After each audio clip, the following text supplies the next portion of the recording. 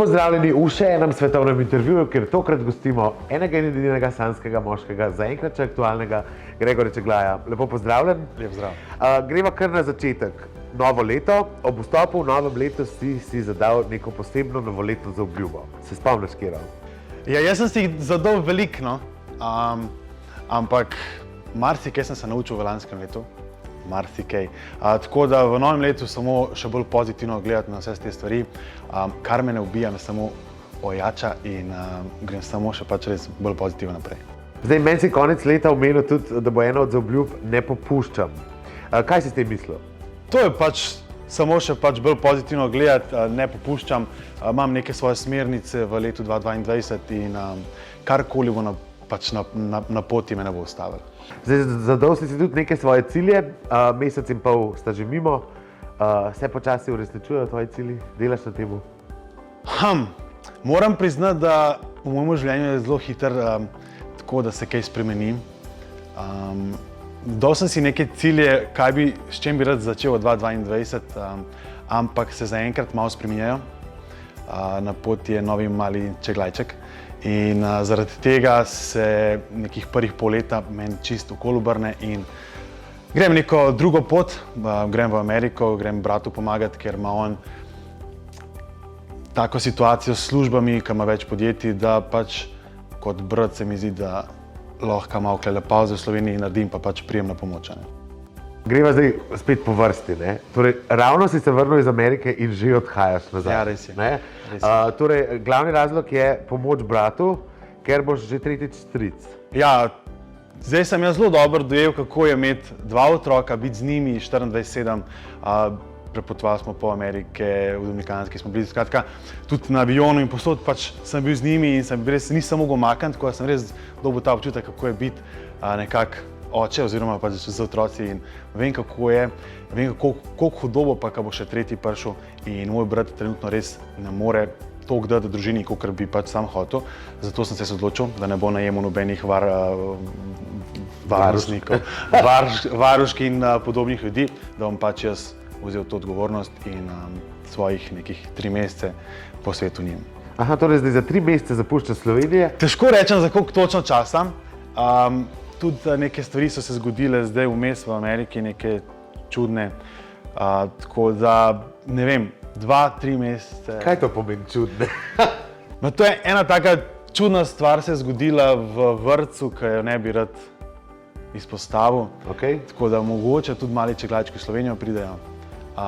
Ne vem, pač go with the flow, bomo videli, kakšna bo situacija na podlagi tega. Zdaj, pred odhodom v Ameriko si rekel, da si se z nečakom in nečakinjo bolj kot ne videl samo prek videoklicev. Zdaj si imel pa čas biti z njimi in da stvar ni toliko enostavna, ne? Ne, prvo sta bila tako navajena pač mene gledati prek telefona in potem, ko sem prišel, kar naenkrat Grega prišel v živo, način ni bilo jasen. Ampak smo zelo hitro se ujeli, zelo hitro smo pač ratali ta pravi prijatelji na nekem takem nivoju, ki sem jaz hotel, da smo.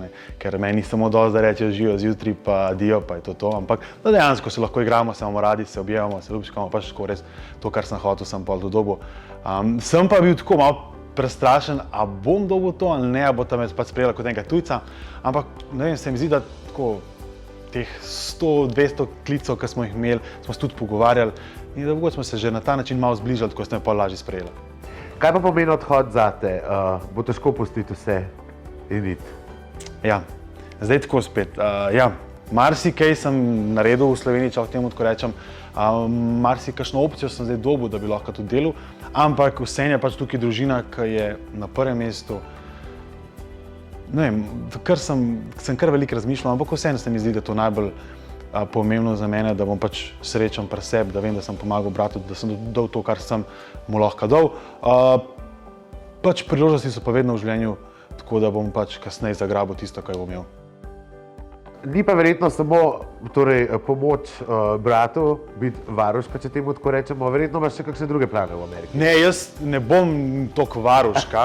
Bom pač, ne vem, zjutraj, če jih ne morejo peljati v vrtec, bom jaz peljal v vrtec, prišel iskat in pač doma, ne vem, prve 14 dni, 3 tedne, ko bo pač žena od brata res Boga, takrat pač bil mogoče varuška.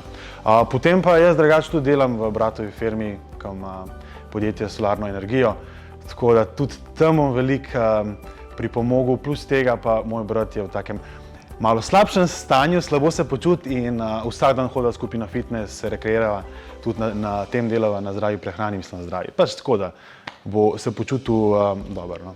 Zdaj za Ameriko pravijo tudi, da je dežela priložnosti.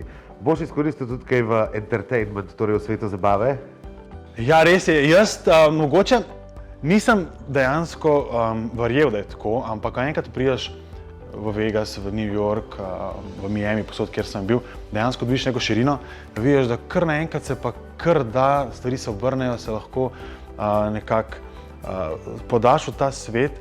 Tako da dobil sem že neko priložnost v Miamiju, samo je mogoče malo predaleč, ker brat je v San Antoniju, tako da zaenkrat to še ne, bom pustil enkrat na stand-byju. Imam tudi druge priložnosti v San Antoniju, tako, kolikor bom začutil, tisti trenutek bom naredil.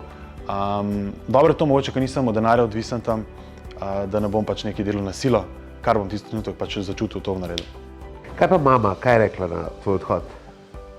Ona je zelo vesela, ker je, ne vem, pač ve, da bom dal neko varnost družini in je tako pač prav ponosna po eni strani, po drugi strani pač je mogoče žal, da ne bi zdaj kakšno tukaj priložnost zagrabil, kaj jo imam, ampak je rekla, da je pač sam se odloči, da sem ful vesela, da greš pomagati bratu, pač to lepšega v lifeu za njo pač se ne more zgoditi.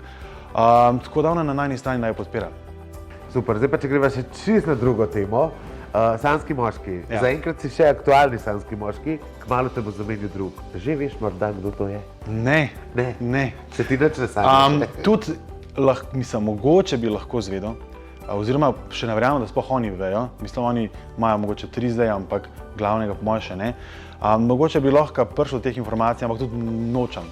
Pa jaz se bom pustil presenetiti. Zdaj, če bom mogel v oddajo priti, mu kakšen nasvet dati proti koncu, bom prišel, ga bom tako spoznal, mogoče preden bo na televiziji, drugače pa se bom pustil presenetiti.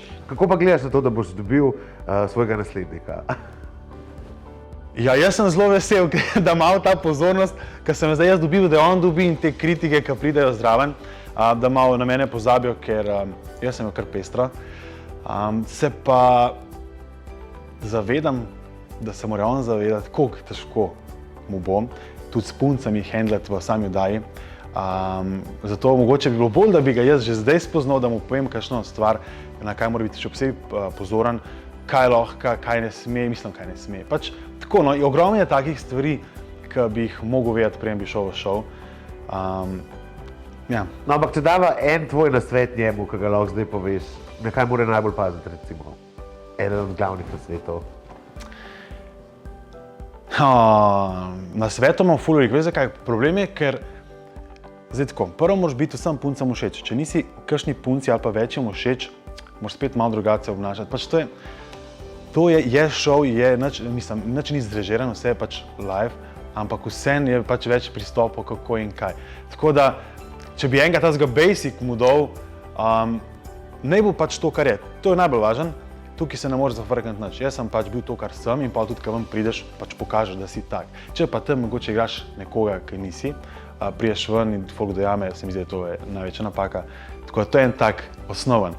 Drug pa ne se malo pas punc. Jaz se bojim, da ne bo glih čisto tako, kakor si on predstavlja.